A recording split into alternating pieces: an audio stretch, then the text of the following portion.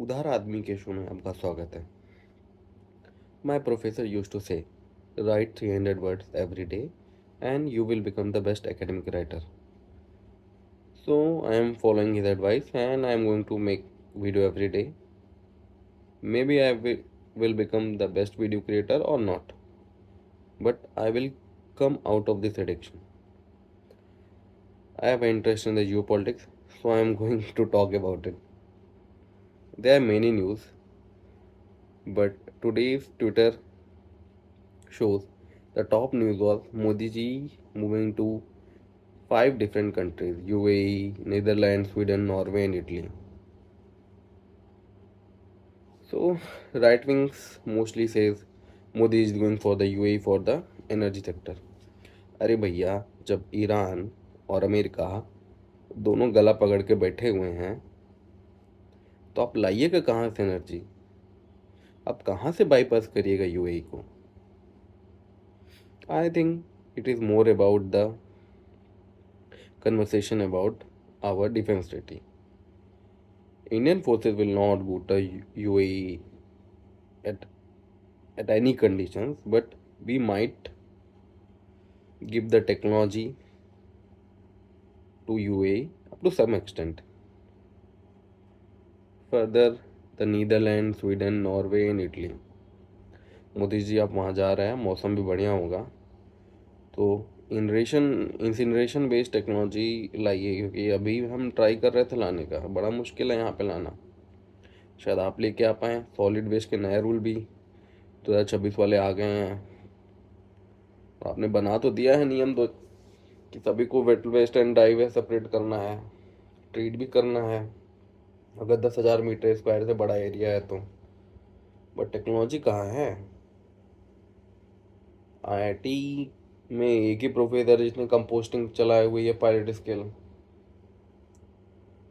और large scale pilot methane के भी कुछ ही प्रोफेसर ने चलाई है, बाकी से प्राइवेट सेक्टर में।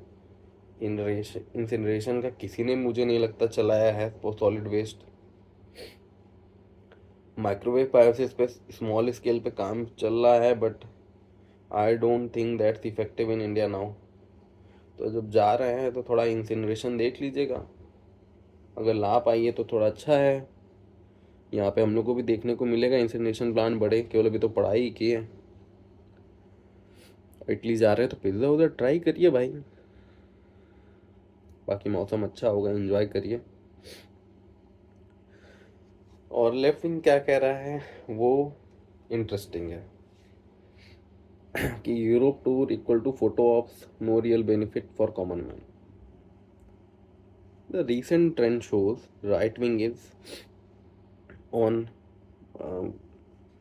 on rise in European nation. So we might get chance to send our work in these countries. Like Israel is also asking, UAE is also asking our workforce. अगर Europe में job मिल जाए तो भाई क्या दिक्कत है? Donkey root में तो जा ही रहे हो ना, पैसे दे दे के लीगल चला जाएगा। एक ने लिखा था Manipur burning, but Modi on the another word tour, priorities कहाँ हैं? तो भैया मणिपुर लेफ्ट विंग वालों आपने ही जला के रखी हुई है, आप जिस दिन चाहो बंद कर दो। इंडिया का इतना ही भला चाह रहे हो तो बंद करवा दो ना यार। हाँ, ऐसा तो बड़ा मुद्दा है नहीं, दोनों साथ साथ रह ही रहे थे इतने सालों से, थोड़ी छुटमुट लड़ाइयाँ होती थी। जब एक कम्युनिटी कह रही है कि भाई हमको भी एससी में जगह दे दो, हमको भी लैंड खरीदने की परमिशन दे दो, तो आप सब जला दीजिएगा। अब लेकिन वहाँ से आपका आता है वो, उसकी दिक्कत आ रही हो सकता है, दिक्कत तो है। उसके बाद भाई सेकंड न्यूज़ है जो टॉप न्यूज़ में आई थी, India hosting BRICS activities balancing Russia and China. आज तक ब्रिक्स का एक समिट बताइए जहाँ पे रशिया और चाइना को कोई भी मैनेज कर पाया है। ब्रिक्स ने कोई कड़ा कदम नहीं ले पाए अपार्ट फ्रॉम इट ये बोलने के कि हम डी डॉलराइजेशन करेंगे। हुआ नहीं है। लोग छुप के थोड़ा बहुत ट्रेड कर रहे हैं, हम भी कर रहे हैं। रशिया के साथ हम कर रहे हैं, रशिया और चाइना आपस में युआन में कर रहे हैं, बट कोई ऐसा डी डॉलरेशन हुआ नहीं है। तो हमें पता नहीं कि ये कौन सा बैलेंसिंग होने वाला है।